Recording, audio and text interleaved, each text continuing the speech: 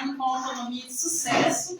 E hoje nós temos uma entrevistada super especial, é a Karen Fabris, neuropsicopedagoga. Eu acabei de falar para ela que eu me enrolo para falar esse nome, mas será uma entrevista incrível. Então você que está aí conosco, nos acompanhando pela rádio, pelo www.radiojara.com.br ou pelo Instagram, continue, compartilhe o nosso link para que mais pessoas possam ser abençoadas. Karen, eu quero desejar a você uma boa noite. Estou feliz, minha amiga, por você ter aceito o convite e estar aqui para falar de um assunto tão importante, né, da sua área. E a Karen vai falar mais detalhes a respeito disso. Mas antes disso, eu quero que você se apresente. Quem é Karen Fabris Pessoa? Vamos lá. Difícil, né? A gente falar sobre nós, sobre a pessoa, né? Quem somos, né? Exatamente. Primeiro, eu quero agradecer o teu convite. É um prazer estar aqui. O prazer é nosso. Espero contribuir, trazer uma visão diferente de um trabalho que é novo aqui no Brasil. Sim. A Karen é uma pessoa simples, que gosta de coisas simples. Eu sou de Curitiba, nasci em Curitiba, no Paraná. O sotaque, né? O sotaque é muito característico, né? Mas eu já perdi bastante. Quem mora em Curitiba fala leite quente, eu não falo mais. É verdade, já perdeu. Quanto tempo você está já em Rio Grande? Então, eu já estou há 20 anos aqui em Rio Grande, um pouquinho mais, inclusive. Já acho que posso me considerar, né, Campo Grandense. Você não Não gosto de porque eu também sou brasiliense e não tomo de jeito nenhum. Tomo, mas não gosto. Não sou uma boa companhia. Né? Olha só. Mas enfim, vivi a maior parte da minha vida em Curitiba, mas eu estou aqui num significativo tempo, né? Verdade. Tenho 2 lindas filhas, princesas, que você conhece. Sim, são lindas mesmo, viu, meninas? Que são a razão dos meus dias. Sim, sim. Sou cristã, acredito num Deus que está diante de mim, que está enxergando à frente do que eu consigo enxergar. Acredito nos planos e nos propósitos de Deus. E como você falou, eu sou neuropsicopedagoga, eu não me engano para falar. Né? É muito fácil, muito natural. Trabalho com 2 frentes. Trabalho no atendimento de crianças com dificuldade de aprendizagem e estimulação cognitiva, que eu vou falar um pouquinho daqui a pouco. Nossa, que legal! Trabalho também com idosos, especificamente com estimulação cognitiva para idosos. Olha só, que é tão importante, você vai falar da relevância disso. Muito importante, né? Pouco conhecido, por isso que eu digo que, para mim, falar sobre isso é um grande prazer. Então, você até mencionou que isso chegou há pouco aqui no Brasil, fala um pouco mais sobre isso. Muitas poucas pessoas que trabalham com a estimulação cognitiva propriamente dita. Né? O que um neuropsicopedagogo faz? Né? A gente estudou basicamente o funcionamento do cérebro, né? Como as nossas ações são afetadas por esse funcionamento biológico do cérebro. Olha só. E na minha área de atuação com crianças, como eu falei, eu trabalho com crianças com dificuldades de aprendizagem. Sim. Então a gente busca avaliar o que leva a essas dificuldades, o que pode estar afetando a aprendizagem, se é um problema emocional, se é um problema biológico ou social, enfim. Sim. E a partir do momento que a gente detecta, né, as principais dificuldades, de onde estão vindo essas dificuldades, a gente trabalha de forma a reduzir, minimizar o efeito dessas dificuldades na escola propriamente dita. Né? Geralmente essas crianças já apresentam dificuldades na primeira infância, quando chegam para você, geralmente são nas séries iniciais? Como sim. Como eu falei, existe uma série de fatores que podem levar à dificuldade de aprendizagem. Né? O ambiente de casa, alimentação, sono, questões emocionais, mas também existem transtornos, que a gente daí já não é uma dificuldade, é um transtorno biológico, né? que aí eu posso destacar o que a maioria das pessoas já ouviram falar, que dislexia, TDAH, autismo, e existem uma série de transtornos, e que existem tratamentos para isso. Não existe a maioria deles cura, mas existem formas da pessoa aprender a lidar com isso. E quando vem na primeira infância, isso vai ser muito mais produtivo depois, né? Porque quando a gente pensa em transtorno, né, problema biológico, então a gente sabe que aquela criança, ou mesmo adulto, porque adultos também apresentam, a pessoa nasceu com isso. Só que quando ela entra na escola, grita. Aí fica muito claro. A diferença da aprendizagem que ela não exatamente. Existe algo ali impedindo ou dificultando o desenvolvimento considerado normal. Né? Então, o objetivo do trabalho é a gente minimizar os efeitos dessas dificuldades. Em alguns casos, resolver, né, quando não é um problema biológico, né? Então, é um trabalho, mas é um trabalho de médio a longo prazo. Não é algo que vou e como você vai numa consulta médica, toma um remédio e melhora. Não. Né? Então, aos poucos a criança vai passando etapas e vai... E funciona então como uma terapia, na verdade? Como é que você faz esse acompanhamento? Seria semanal e tal, dependendo do nível da criança? São por sessões, né? Normalmente 1 ou 2 vezes na semana. Olha só. E aí, quando então você acompanha bem de perto mesmo. Sim, a gente tem contato com a escola, com os pais, procura orientar tanto a escola como os pais, motivar essas crianças, porque geralmente crianças que apresentam dificuldade de aprendizagem, elas se sentem inseguras, incapazes, burras, digamos assim, que são palavras que elas usam, né? Porque toda a minha classe, todos os meus colegas estão lá na frente e eu parece que estou sempre correndo atrás, né? Olha só. Então é por sessões, 1 ou 2 vezes na semana. E quem identifica na escola, então, é a professora. Se ela não tiver esse olhar clínico, o que acontece é que a criança vai sendo levada avante sem aprendizagem. Isso. É muito comum que a escola encaminhe, perceba esse problema. E algumas vezes os pais também. Você recebe, então, pacientes trazidos pelos pais que percebem que a criança tem alguma dificuldade. Sim.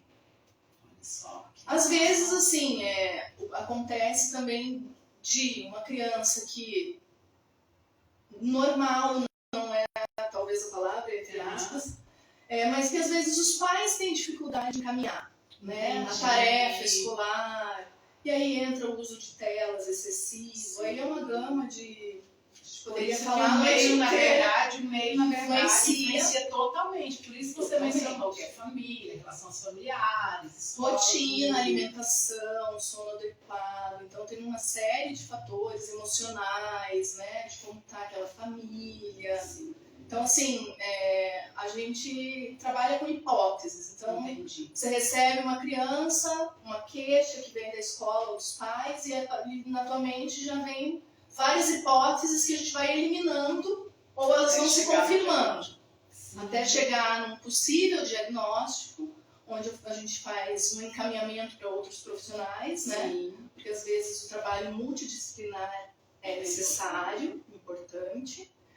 E a partir da hipótese que foi confirmada, aí é estabelecido um plano de intervenção, de tratamento, enfim.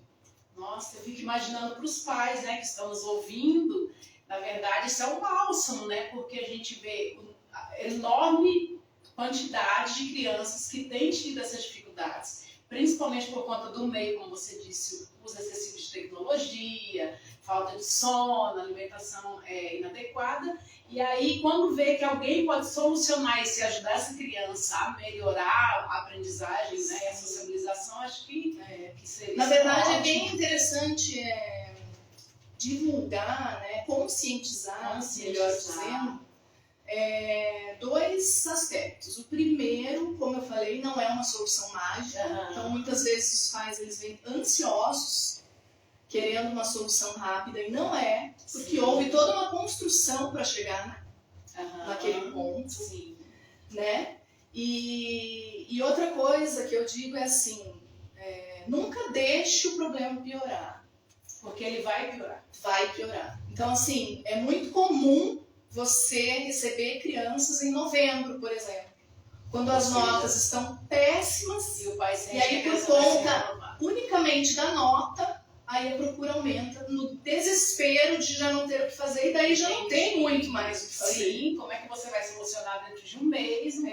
Então, assim, eu sempre deixo bem claro para aqueles que chegam a mim que, assim, não é um trabalho milagroso. Sim. É uma semeadura que a gente espera colher o quão breve possível, lógico, né? Porque, inclusive, a criança vem com uma ansiedade muito grande. Eu ia te perguntar isso agora. As crianças chegam muitas vezes ansiosíssimas em relação a isso, sentindo realmente inferiores, até pelo tratamento dos próprios colegas na sala de aula. Sim, exatamente. E aí você tem que lidar com isso primeiro, então, na verdade, é relevante demais o seu trabalho. Você recebe a criança, recebe os pais, e aí, como você disse, lança as hipóteses e vai começar esse trabalho. Exatamente. E eu sempre costumo dizer assim que nós somos uma equipe, né? Eu como profissional, a família e a escola. É um tripé. Não adianta, não, vou levar lá na psicopedagoga, na neuropsicopedagoga, enfim, ou em outro profissional que seja psicólogo, e achar que pronto, meu problema está resolvido, posso lavar as minhas mãos. E não. E você deixa isso bem claro para os pais, desde o início. É uma parceria, vou precisar de vocês. E eu sinto muito pais que pensam, né, de uma forma diferente, mas assim, a responsabilidade do filho, de quem que é? É do pai. Todos os outros vêm abraçar, né, vêm facilitar, vêm te dar uma orientação. Mas o trabalho essencial daquela criança é dos pais. A responsabilidade é dos pais. Então você precisa, na verdade, conscientizá-los primeiro. Exatamente. Né? O que é muito difícil, né? Exatamente. E você já deve, nesse tempo de trabalho, você já deve ter perdido muitos pacientes porque os pais não quiseram colocar a mão na massa. Aconteceu isso, cara? Sim, acontece de assim, passou 2, 3 sessões, não tá adiantando, não vou levar mais. Sabe? Não quero gastar com isso, não vou isso. Mas assim, ao longo dos anos eu vejo que houve um grande avanço, né? Os pais eles estão se preocupando mais, estão se atentando mais, que às vezes aquela dificuldade daquela criança não é só preguiça, como muitos acreditam que sejam. E a escola também está mais aberta para profissionais terem acesso a eles, a conversar, vamos conversar juntos, vamos nos ver como uma equipe, né? E eu vejo isso como um grande avanço e quem tem a ganhar é a criança. E na verdade está avançando agora porque é um problema cultural. Né? Você até mencionou aí que são coisas que estão chegando no Brasil agora. Então, nosso país não investe muito nisso, enquanto outros países mais avançados já investem desde o início, né? Existe uma valorização maior, né? Profissional, né? E aqui, então, na verdade, está tudo muito, muito em cima, ainda muito raso, porque agora que os pais... Muitas pessoas não conhecem, né? Acabam confundindo muito com psicólogo, por exemplo, o que não é a mesma área de atuação. E você pode falar dessa diferença? Aproveita que sim, o psicólogo, ele vai... Quem é o psicólogo e quem é a neuropsicopedagoga? O psicólogo, ele vai focar na questão emocional. Né? Na demanda que aquela criança, que aquele adulto, enfim, precisa no campo emocional, afetivo, né? Nós, como psicopedagogos, neuropsicopedagogos, a gente vai focar na aprendizagem. Entendi. Lógico que é um trabalho casado, não tem como, porque você recebe uma criança que precisa de motivação. Exato. Aquilo emocional dela, exatamente. Então é lógico que a gente vai trabalhar isso de uma forma positiva. Mas quando, no meu caso, eu recebo uma criança e eu detecto que a dificuldade dela vem do emocional, eu encaminho para o psicólogo. Não é a minha área. Entendi. Nós precisamos trabalhar juntos, ela precisa vencer uma dificuldade de aprendizagem, Sim. mas que a causa é emocional. Entendi. Então, se não tratar o emocional, aquela dificuldade ela vai persistir. E se você resolver essa, vai aparecer outra. Entendi. Né? Nossa, que espetacular, Karen. Eu fico impressionada porque eu fico pensando assim, né? Os meus já estão grandes hoje, né?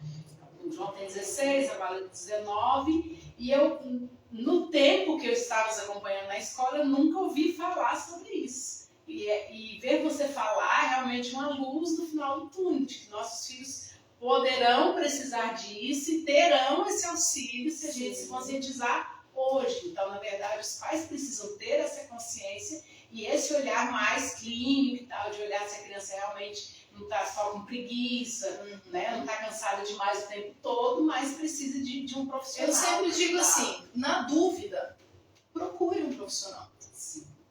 Nem que seja para ele falar, olha, tá tudo certo, o problema dele é preguiça, vamos tratar essa preguiça. Sim, entendi. Né? Mas o que também precisa entender, eu continuo batendo na mesma tecla, é de entender que esse trabalho é um acompanhamento, não é uma resolução mágica. Entendi. Né? Provavelmente é uma essa criança, construção. exato, vai precisar desse acompanhamento por um bom tempo. Né? Até ela vencer, até ela aprender a lidar, até ela se sentir segura. E nas sessões, os pais participam juntos? Às vezes acontece ou não? Você sempre... Não, eu tenho um primeiro Eles contato por fora. Exatamente. Eu tenho um primeiro contato com os pais, onde eles passam toda a realidade, né? A gente faz uma entrevista desde o nascimento, o que pode ter ocorrido, se houve algum problema na aprendizagem, aconteceu alguma coisa na fase da aprendizagem. Mas após esse momento aí, os atendimentos são apenas com a criança. Olha que legal. Até para ela se soltar mais, Sim. né? Criança com mãe, você sabe como é, sim, né? A gente sabe, né? E aí, lógico, né? A gente sempre vai tendo um contato, vai dando feedback para os pais, eu sempre peço um feedback para os pais também, né? É um trabalho em conjunto, mas eles não participam diretamente das sessões. Entendi. Olha que legal. E você já deve ter tido muitos resultados nesse tempo aí que você está trabalhando com as crianças, assim, de você vê-las evoluindo muito rápido. Sim, a outras gente vê mais melhor. lentamente. Cada uma tem o seu tempo, né? Cada uma reage de uma forma diferente. E mesmo no trabalho não existe uma fórmula pronta. Às vezes o que resolve e funciona legal com um, com o outro não. Sim. Então a gente É vai um desafio para testando. você, então, né? Sim, Enquanto profissional. sim, é um trabalho bem individualizado. Sim. Nunca é igual uma sessão com uma criança e com outra criança. Não é. Totalmente diferente. Funciona com a outra. Tanto a forma de abordar, como o material usado, é totalmente diferente. É uma dedicação, então, enorme, né, que você Sim. precisa ter. E quando que surgiu, que deu na sua cabeça assim, eu quero trabalhar nessa área? Como é que foi o começo de tudo para você?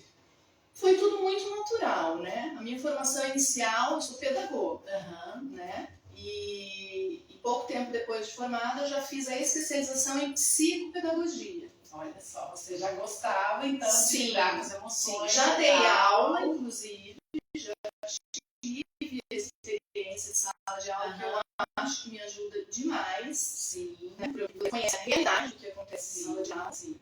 Né? E aí acabou sendo natural que começou... Foi um laboratório para você, sala de aula, então. Exato, sim. E aí, para mim, ver crianças com dificuldade, muitas vezes não saber como lidar, que foi o que me fez buscar o curso de especialização. Nossa, que né? cara. E aí, mais pra frente, eu fiz a especialização em neuropsicopedagogia, que aí até eu agora me embananei. Eu já estava me sentindo mal. Que tem um enfoque um pouquinho mais nessa questão do funcionamento do cérebro, do funcionamento normal, do que a gente espera, do que é esperado para cada idade. Então foi uma delícia para você estudar a respeito disso e tal. Eu sou apaixonada. É uma área, assim, que você tem que estar sempre estudando, porque sempre tem novidades, né? Sim. E é muito amplo, né? É amplo, mas é específico ao mesmo tempo. Sim, sim. Né? Então, assim, foi natural, né? E aí, com o passar dos anos, eu comecei ter um desejo muito grande de trabalhar com idosos. E que eu ia perguntar agora.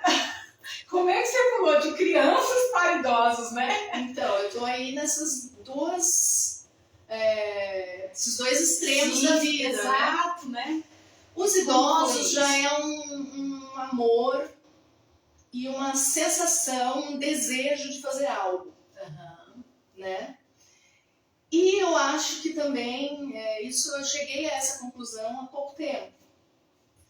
Mas assim, a minha história de vida, né? Eu tenho uma mãe que hoje é idosa e que é uma pessoa difícil, que não aceita ajuda e tratamentos e tudo mais. Sim. E eu comecei a observar que é um problema cultural. Exato. Onde as pessoas acham que envelhecer é uma doença. E que elas têm que se entregar. Não tem de fazer. Eu sou velho mesmo, aproveita enquanto você é nova, porque agora eu tô velha e já tô, agora é lucro que eu vivo a partir de agora. Sim, essa mentalidade, né, que vem da cultura mesmo. Vem da cultura. E dói meu coração quando eu vejo, de verdade, assim, quando eu vejo idosos que poderiam ter uma vida muito mais ativa. Uma qualidade de vida muito melhor. Levando assim uma vida sobrevivendo. Mais ou menos, literalmente. Né? Empurrando com a barriga. Exatamente. Então, assim, esse trabalho eu digo que realmente é uma sementinha, porque é um trabalho que pouquíssimas pessoas fazem. Sim. Né? Então, as pessoas não conhecem, existe o desafio da gente divulgar esse trabalho, que existe. Disseminar a importância dele, né? Que existe. E assim, esse é um trabalho que você tem um resultado muito bom. Muito bom. Olha só. Porque, para começar pela motivação, né? Sim. Então, eu acho importante eu explicar o que seria estimulação cognitiva, né? Primeiro, o que é cognitivo? Nós temos funções específicas no cérebro, né? E existe uma área do cérebro que é responsável pelas funções cognitivas que apenas o ser humano tem desenvolvida essa área. Sim. E essas funções, elas são responsáveis, vou explicar de uma forma bem prática, né? Prática, tá? Para que você possa entender. Essas funções cognitivas, elas são responsáveis pela aprendizagem. Então, memória, atenção, linguagem, planejamento, tudo isso está nessa área. E a gente precisa de tudo isso para que ocorra a aprendizagem. Sim. Para que ocorra o conhecimento. Né? Então, a estimulação cognitiva é a estimulação dessas funções específicas do cérebro. Por isso tão importante para os idosos. Exatamente. Porque eles vão perdendo, então, tudo isso se não forem estimulados. Então, aí agora eu vou desmistificar o que a grande massa, a grande maioria das pessoas acredita ser normal. Perda de memória na terceira idade. Não é normal. Olha só. É muito comum acontecerem perdas destas funções do cérebro, mas não é normal. E o que leva, então, né, a perdas? Uma série de fatores também, né? Estilo de vida, alimentação, sono novamente, né? Uma vida social muito inexistente, o que acontece com muitos idosos. Sim, eles não querem sociabilizar mais, né? Exatamente. Ficar no cantinho. E tudo isso, falando agora de uma forma contrária, né? Atividade física, uma alimentação saudável, sono adequado, um acompanhamento médico adequado, estímulos ao cérebro, tudo isso, e a vida social ativa, tudo isso funciona como fatores protetivos do cérebro. Olha só. E a gente nunca encara como fator protetivo. Não. E aí, uma grande diferença entre o trabalho com crianças e idosos. Rotina. A criança, ela precisa de rotina. Sim. Né? O cérebro dela não está formado. Para você ter uma ideia, o cérebro ele é formado, ele termina a formação total dele por volta dos 21, 22 anos. Né? Então, uma criança ela precisa de rotina para que ela consiga se organizar, para que ela consiga planejar, para que o cérebro dela se coordene. Agora, para nós adultos, e principalmente para os idosos, quanto mais a gente sair da rotina, melhor. Olha só. Porque eu costumo dizer assim também, né, para os meus pacientes também, de uma forma bem prática. O nosso cérebro, ele é preguiçoso. Então, ele quer economizar energia. Sim. Então, quanto menos esforço ele precisar fazer, melhor. Só que isso para nós é péssimo. O que contribui com perdas cognitivas, às vezes, inclusive precoces. Né? Então, antes de continuar falando de idosos especificamente, eu queria destacar a importância da gente se preparar para o envelhecimento. Com um estilo de vida saudável, que eu já citei, né? E também com a fuga da rotina e em fazer coisas diferentes. Então, aprender uma língua nova, viajar, sair com os amigos. Eu digo, inclusive, assim, você vai no mercado toda semana. A gente já... o nosso cérebro está tão ligado no automático que a gente não pensa para fazer as coisas. Então, você vai ao mercado, por exemplo, você pega o seu carro, você faz o mesmo caminho todas as vezes. Você chega no mercado, você faz o mesmo trajeto, você pega as suas compras exatamente na mesma ordem dentro do mercado, e aquilo não exige nada do teu cérebro. Ele está agindo de forma automática. Totalmente. E tudo aquilo que não é usado, o que acontece? Perde sua função. E é isso que acontece com essas funções do cérebro. Que aula! Que legal, é isso que acontece. Então, quanto menos a gente faz isso mesmo, muito. Na vida adulta, então, rotina, leva os filhos na escola, você levanta sempre no mesmo horário, vai trabalhar, faz as mesmas coisas. Você não sai da rotina. Sim. Né? Isso causa prejuízo, então, para nós. Muito. As pessoas não têm a noção do quanto. O nosso cérebro tem a capacidade de fazer algo que chama neuroplasticidade. O que é isso? É comum a gente perder neurônios no decorrer da vida. Né? Os neurônios, eles são responsáveis pelas nossas ações, todas, não apenas dessas funções. Um movimento, por exemplo, é feito através, né, da conexão entre neurônios.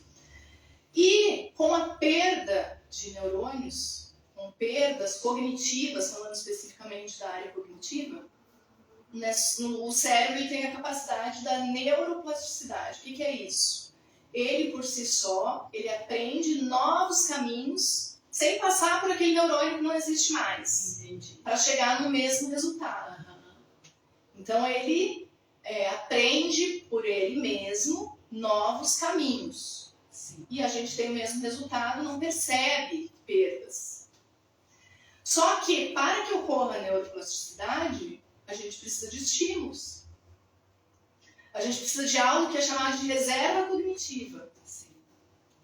Reserva cognitiva é como se fosse uma conta bancária cognitiva. Então, assim, de experiências tuas relacionadas ao conhecimento, e você vai criando uma conta ali. Você vai depositando ali. Então, quando você precisa que ocorra a neuroplasticidade, você tem uma reserva. Certo? Então, assim, quanto mais conhecimento, quanto mais experiências você tem, quanto mais vivências no decorrer da vida, maior é a tua conta bancária. O que vai fazer muita diferença na fase do envelhecimento. E você vai falando e eu vou me lembrando de pessoas, de familiares, né? Tipo, você já vai pensando, por isso que tal pessoa está reagindo assim. Outra está reagindo assim por conta disso mesmo. Então, assim, eu costumo falar muito, e aí é um trabalho muito de formiguinha mesmo, de que o envelhecimento ele não precisa ser uma fase triste, ruim, que você entrega os que você se vê mesmo, como né? uma pessoa incapaz, de forma alguma. E esse trabalho de estimulação cognitiva ele vem justamente para trazer qualidade de vida para essa pessoa, para trazer uma motivação para a vida, né? Aí às vezes as pessoas podem falar assim, mas eu não tinha esse conhecimento. né? E agora já tô aí com 60, com 70 anos, não tem mais o que fazer. Tem, porque nunca é tarde para abrir a tua conta bancária. Sim, você pode começar então tudo novamente. Sempre, você sempre vai ter algum ganho ao fazer estímulos. Na verdade, cada dia de vida é uma oportunidade que a pessoa tem de continuar depositando nessa conta bancária. Exatamente. Por isso a gente não estabiliza só esperando a morte. Que seria o correto, E assim, né? tudo inicia no cérebro, né, Fabi? Então, como eu falei, movimentos mesmo, nossos movimentos musculares e tudo mais, tudo inicia no cérebro. Sim. Né? Então, assim, o objetivo desse trabalho, então, é justamente esse, trazer qualidade de vida.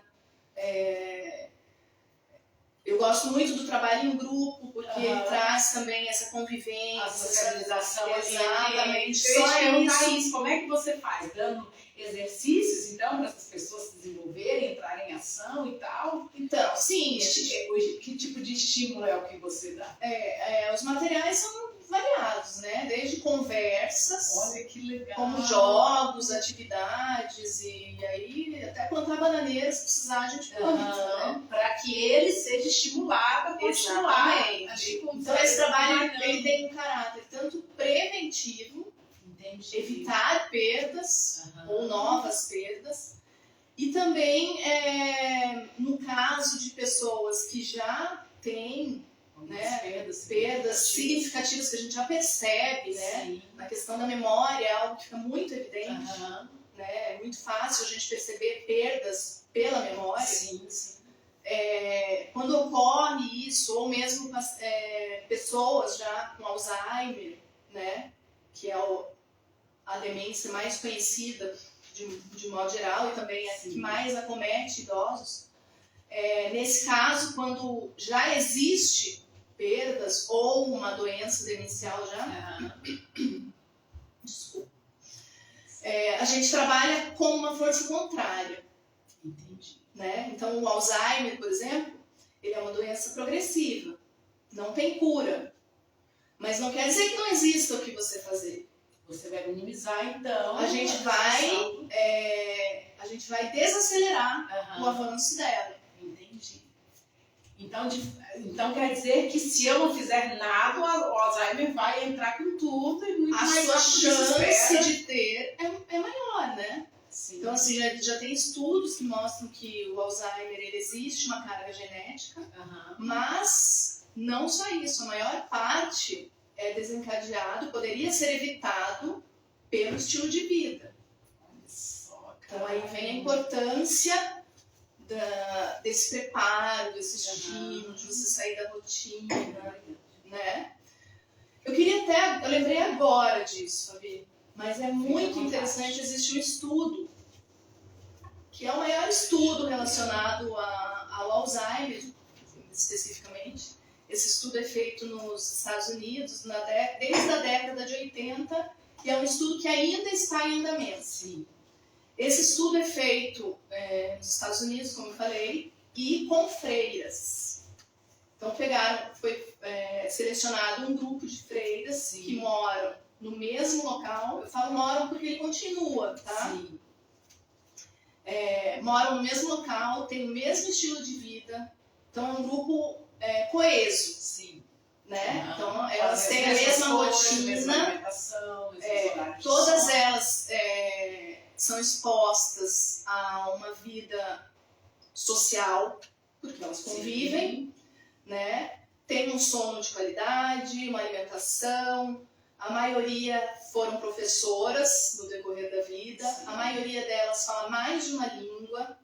Olha só. Né? Então são pessoas que têm um desenvolvimento da aprendizagem no decorrer da vida. Ou seja, conta bancária cheia, né? Próspera. Sim. E aí o que acontece? Foi então determinado, né, com o ok delas, que após a morte o cérebro delas poderia ser estudado. Entendi. Né? Muito isso. Vamos lá. Então,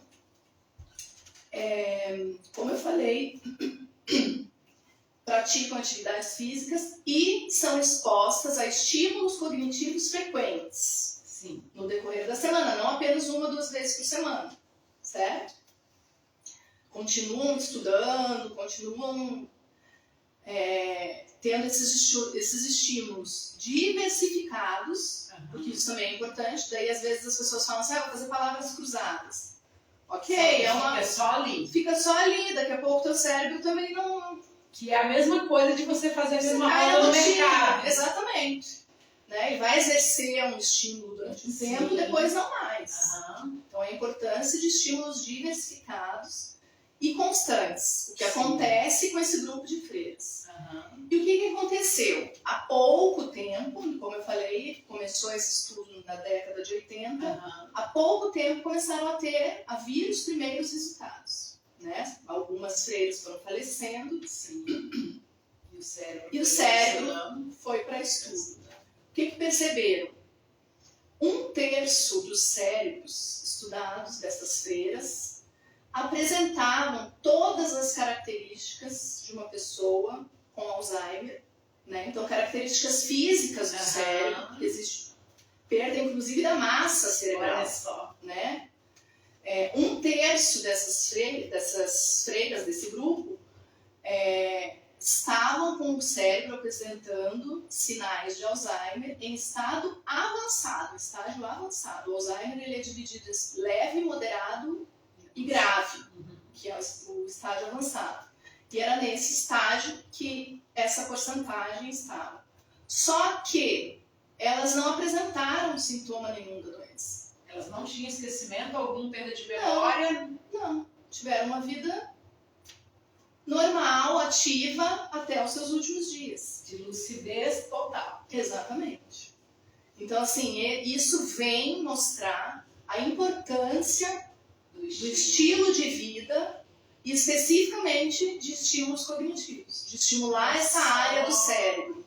Porque, naturalmente, nós não vamos estimular. Ou o estímulo é muito pouco para trazer o ainda mais na era da tecnologia, né? A gente não tem lido quase nada. Exatamente. Hoje em dia nós somos robôs, né? Robôs, né? Voltando para a criança, porque eu estou aqui falando, eu estou lembrando, né?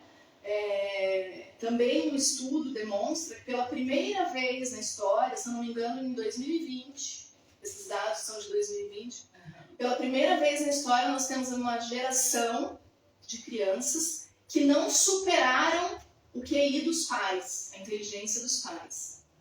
Esse era um crescente de anos que esses estudos são feitos e sempre foi demonstrado que os filhos sempre superavam os pais. E pela primeira vez... Nossa, isso é desesperador. É desesperador, porque nós temos uma geração que tem muito conhecimento, tem acesso... Então, vou mudar a frase. Não tem muito conhecimento. Tem muito acesso ao conhecimento, mas não se aprofunda. Sabe muita coisa, mas nem não sabe nada ao mesmo tempo. Né? Então, o estímulo para o cérebro não acontece. E isso é demonstrado, inclusive, no desenvolvimento da inteligência. E está caindo pela primeira vez, então, a gente não supera os pais. Exatamente. Então, assim, é muito claro para mim, lógico que eu sou suspeita para falar. Não, eu olho para você já pensando, então você é a profissional do século. Se você vai ajudar essas crianças e esses idosos, né? E aí entra a grande dificuldade da profissão que eu falei para você, as pessoas não conhecem. Não tem noção disso. Não tem noção que existe alguém que existe aí a mão, a disposição para fazer, tanto pela criança, como pelo adulto, como pelo idoso. Né? Então, assim, a vida do idoso, ela pode sim ser muito melhor do que ela é hoje. Como em outros países se vê, né? Exatamente. Então, assim, a gente tem uma tendência de expectativa de vida só aumentando. Sim. Mas eu vejo que isso não é o suficiente. Porque de que forma que nós vamos envelhecer? Porque, na verdade, é uma sobrevida. A gente fica só existindo. Dependendo de outra pessoa para tudo, para amarrar seu sapato, por exemplo. Porque você se esqueceu de como é que faz o nó. Muito negócio mesmo. Então, assim, Nossa, cara, é um trabalho assim, que precisa ser divulgado. Exato. É um grande desafio divulgar e fazer as pessoas entenderem. Porque porque há um problema cultural, uma barreira cultural nesse Exatamente. caso, né?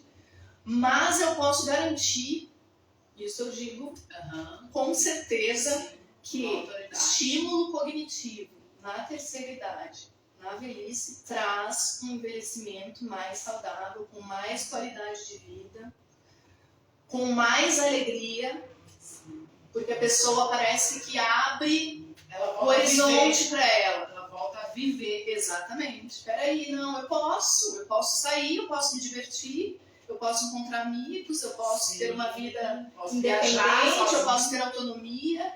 Exato. Né? Não quer dizer que o envelhecimento vai te trazer perdas significativas do teu dia a dia. Não. Muito pelo contrário. Né? Agora você tem tempo para fazer o que você não tinha, né? Exatamente.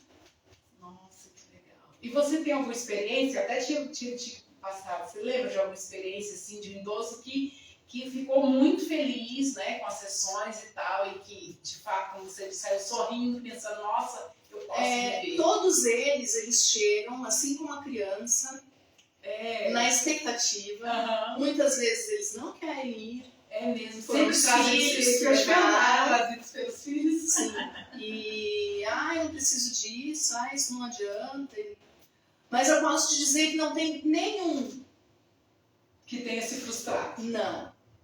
Que legal. Eu já presenciei cena de idoso com o olho cheio de lágrimas na sessão.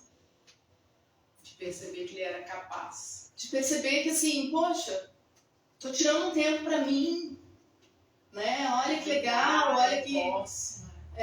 não tem nenhum que saia frustrado ou que fale, não gostei, sabe? E o trabalho em grupo, então, mais ainda, porque daí eles comem bolo, né? Existe um momento de socializar, eles batem papo. Nova experiência. Então, gente, agora vamos ficar quietos de poder fazer alguma coisa, senão só passa o tempo. Sim, aí vamos voltar dos netos, né? Exato. Dos netos, meu filho é isso, minha filha é Isso, isso. o assunto não falta. Sim. Então rola ali um momento do bolo, do café. Então só isso já é terapêutico para eles. Exato. Já traz vitalidade. E aí começa a abrir, né? Porque daí eu também trabalho muito a questão de trazer para eles essa realidade, né? Vamos fazer uma atividade física, né? Vai viajar. Você pode sim, Um estímulo para que eles vivam a vida, que é um presente de Deus. Sim, que é um presente, né? E que muitas vezes uma pessoa idosa reclama, porque a vida é difícil. Né? E eu não estou dizendo que não existem desafios, lógico que existem. Como em todas as áreas da vida. Né? Às vezes a solidão, às vezes você vê que a tua memória já não é a mesma, né? A tua vitalidade já não é a mesma, a tua disposição, os teus músculos não respondem da forma como você gostaria. Mas isso não quer dizer que não existem muitas oportunidades, fazendo adaptações. Sim. Né? E você vai trazendo isso para eles pouco a pouco, e eles vão se maravilhando com todo esse mundo que para eles era desconhecido. Exatamente. Nossa, cara, e que trabalho relevante, né? Que importância, né? Para o século, o tempo que a gente está vivendo hoje. Sim. Então é necessário mesmo que se divulgue, que se fale sobre isso. Você tem feito palestras, você está aberta a fazer palestras, a gente tem aqui um avião enorme, né? De ouvintes na rádio, e depois esse programa vai para o YouTube. Como é que funciona isso para você? Sim, faço palestras para idosos falando sobre envelhecimento saudável, não especificamente sobre estimulação cognitiva, mas a importância do envelhecimento saudável, né? Como que a gente pode chegar a um envelhecimento saudável. Na palestra você abre os olhos deles para esse mundo de possibilidades. Na prática, o que eu posso fazer na prática para envelhecer de uma forma melhor. Né? Eu tenho uma preocupação muito grande também de conscientizar não apenas os idosos, mas as pessoas jovens também, os adultos, né? Que eles podem chegar lá já de uma forma diferente. Eu fiquei pensando, você falou dessa questão da gente fazer o mesmo caminho para ir ao mercado, à escola, e eu fiquei pensando nisso, que a gente faz isso mesmo, sem ter noção de que a gente está viciando o cérebro. Exatamente. Então, às vezes, a preguiça, a gente toma conta, né? A rotina, né? É como da da rotina, exatamente. Mas às vezes, assim, atitudes simples já fazem uma grande diferença. Como o exemplo do mercado, né? E assim, sair do modo automático de uma maneira geral é um conselho que eu daria. Sim, como eu fuja da rotina ao máximo que você puder. Lógico que a gente precisa, né? Horário para almoçar, horário para acordar, horário para dormir, facilita. Mas assim, no dia a dia, o máximo que for possível, sair da rotina, o máximo que for possível, se expor a novas experiências, né? Aprender um instrumento musical, por exemplo. Pois é, a gente não pensa nisso. É um problema cultural, né? É um problema cultural. Sim, você vê em outros países do mundo, né? Isso é super. E uma curiosidade sobre a música. Existe uma área do cérebro específica que ela só consegue ser estimulada através da música. Então você aprendeu, por exemplo, um instrumento. Existe uma área que só é alcançada através disso. Né? Então, na verdade, deveria ser uma regra de todo ser humano. Faz uma diferença muito grande, né? Uma língua diferente. Qualquer experiência, conhecimento novo, você pode ter certeza. Né? Uma viagem, por exemplo, pode ter certeza que não é apenas divertido. Aquilo você está depositando ali na tua conta. E vai fazer diferença. Como que Deus nos criou com um propósito para cada coisa. Eu fico pensando quando Deus olhou para nós e falou, não, você vai poder fazer isso vai te ajudar. E é um presente de Deus para nós, na verdade. Esse depósito que a gente tem ali para olhar depois e falar, não, eu apliquei, agora eu tenho como, né, passar uma velhice. Então, lógico que assim, um trabalho como este, de estimulação cognitiva feito por um profissional, ele é feito de uma forma intencional. Claro. Né? E a gente, né? Isso, e a gente planeja o trabalho para que todas as áreas que compõem né, as funções cognitivas do cérebro sejam trabalhadas. Mas, no dia a dia, a gente pode fazer uma série de coisas que vão fazer diferença. Só que a gente não dá importância, né? E que a gente não dá importância, né? Mas que faz toda a diferença. Nossa, que legal saber, informar, né, as pessoas a respeito disso, eu acho super importante. Aonde que você está atendendo, eu queria que você passasse as redes sociais, né, suas redes sociais, para o pessoal acompanhar, onde você faz seus atendimentos, tá? Eu acho que essa informação é importantíssima. Depois a gente vai marcar de novo no Instagram, na rádio, para que as pessoas conheçam mais sobre você, o teu trabalho, né? Eu acho que no teu Instagram tem muita coisa, né? Tem bastante conteúdo no Instagram, tanto para idosos, como também no trabalho com as crianças, né? O meu Instagram é o @karenfabres, com 2 S no final. Eu atendo de forma online. Olha só que E também presencial, né? O meu consultório fica no bairro São Bento. E aí é só entrar em contato com você pelas redes sociais mesmo? Sim, então também é o atendimento tanto individual, né, como em grupo. O grupo para idosos é o meu queridinho. Você gosta e eles também? Sim, porque pela questão da socialização, né? Mas também a gente, mesmo dentro do grupo, é um trabalho com um olhar individual para cada um. Então tem momentos individuais, é planejado e pensado de acordo com a dificuldade, com a necessidade de cada um dentro ali daquele grupo. Né? Não quer dizer que você põe todo mundo ali num grupo e vê como uma massa. Não. É feita uma avaliação, eu costumo repetir as avaliações a cada 3 meses para comparar, né? O crescimento, mostrar, né? É o que a gente chama de rastreio cognitivo, para ver se existem perdas, como que tá isso, estabilizou, melhorou, piorou. Sim. Né? Então todo esse acompanhamento é feito. Nossa, que legal, Karen. Tem mais algo que você gostaria de colocar que você acha importante, né? Para que os nossos ouvintes saibam e tal, alguma coisa que ficou no ar aí que você gostaria de ratificar? Então, eu acho que o mais importante que eu gostaria de deixar hoje, especificamente para os idosos, para os adultos, fujam da rotina. É o teu conselho. É o meu conselho. E em relação às crianças, crie rotina. Sim. né? Porque elas precisam. Então, o funcionamento do cérebro delas é totalmente diferente. Sim. Né? São realidades totalmente diferentes. Então, para os pais que estão nos ouvindo, prezem pela rotina. Prezem pela rotina, prestem atenção nos sinais, não pense que tudo é normal, mas também não pense que tudo é um problema, mas se você tem dúvida, procure uma ajuda, uma orientação, né? E para os idosos é isso, fuja da rotina, saia com os amigos para tomar um café, para andar no parque, sempre acompanhado, né? Para conversar, conheça novas pessoas.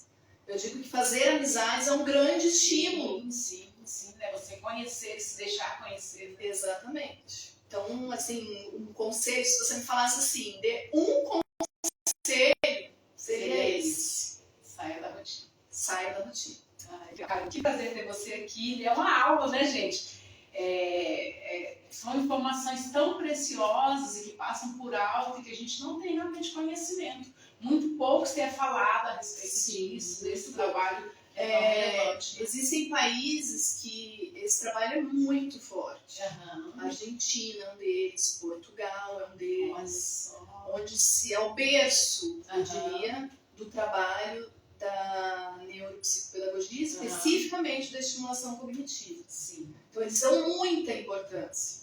É comum buscarem. Entendi. Né? É uma realidade totalmente diferente da nossa, onde as pessoas nem sequer sabem que existe isso. Pois é. Eu tenho certeza que para muitos dos nossos ouvintes isso foi totalmente novidade.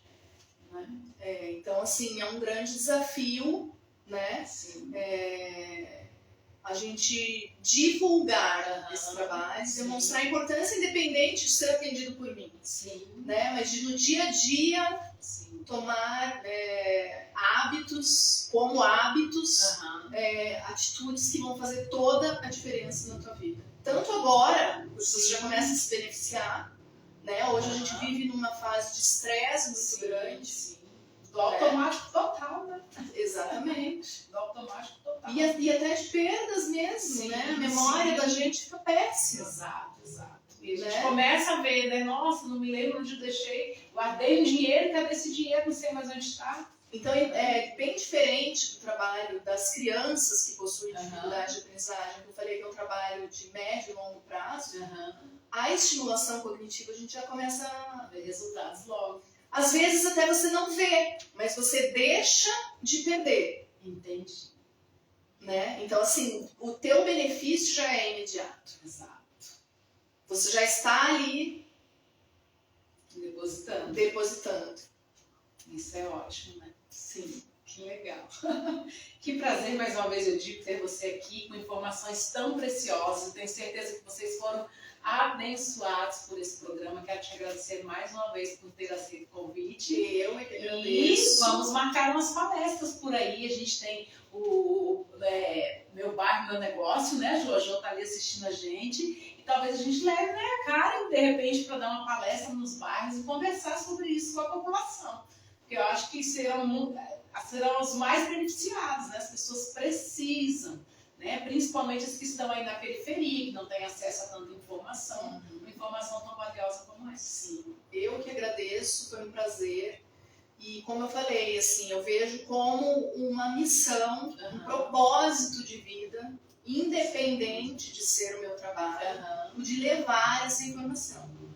Então, eu estou sempre disponível para falar sobre isso, para falar sobre envelhecimento saudável. É verdade, eu estou aqui vendo, os olhos dela brilham, gente. Brilham, eu realmente acredito. Sim, né? É um propósito, né? É diferente de quando você faz alguma coisa que você faz porque é meu trabalho, eu preciso disso. Não, eu realmente acredito, eu tenho certeza do que eu estou falando. Exato. Fala com autoridade. Por isso que ela está aqui, viu, gente? Empreendedoras liderando com autonomia e de sucesso. Karen Chaves, né? Que bênção, Karen. Pode se despedir aí dos nossos ouvintes. E eu espero vocês no próximo programa, na próxima semana. E eu quero até fazer um convite aqui ao vivo, viu, Karen? Da gente mesclar aí o programa Elas, né? A Jo tá ali, né? De repente eu venho uma quinta, você vem na outra. A gente divide um mês e traz mais amigas e profissionais para falar de outros assuntos também tão relevantes quanto esse. Eu acho que seria ideal e importantíssimo, né? A Rádio Jara, né, eu sempre falo isso para a Jo, o intuito da Rádio Jara é estar além da música, e essas informações são super importantes. Eu acho assim, eu acho que a gente trabalha nessas áreas, né, que podem fazer a diferença nesse mundo, né? No mundo, na vida das pessoas, na qualidade de vida das pessoas. Eu vejo que para nós é uma obrigação. Exato. Falar. Falar sobre isso. Eu não tenho conhecimento. Exatamente, eu não posso esconder. Exato. Falar, não, isso eu levo para aqueles que me pagam. Não. Existe o conhecimento, existe algo que você pode fazer sozinho. Exatamente, né? Lógico que um profissional ele vai dar um up nisso, né? É claro. Mas existem uma série de atitudes que você pode incorporar no seu dia a dia e que já vai fazer diferença. Exato. Então, assim, eu vejo como uma obrigação. Que ótimo, eu fico feliz, né? Os nossos ouvintes mais ainda. Que bom, Karen. Pode se despedir, então. E aí fica aberto o convite. Você pensa, não precisa responder agora. Esse convite ao vivo é pressão mesmo. É que a gente faz assim, né, Jô? Já pressiona a mulherada pra estar trabalhando. Se diz que é importante, que é algo que precisa ser feito. Então vamos lá, vamos nos unir nisso. Né? Então, assim, eu desejo uma boa noite para você, para todos que nos ouviram. E eu estou à disposição. Sim. Tá? Inclusive lá, se quiser me chamar pelo direct, conversar, eu sou super acessível e me coloco à disposição. Obrigada. Espero ter contribuído. Com certeza. Ter pelo menos aberto um caminhozinho, exatamente, os olhos. variado, exatamente. Esse é o objetivo. Que Deus te abençoe mais e mais. Amém. Fiquem com Deus. Até a próxima quinta-feira aqui no programa Elas. A gente espera vocês. E fiquem aí sempre acessando, né, o www.radiojara.com.br.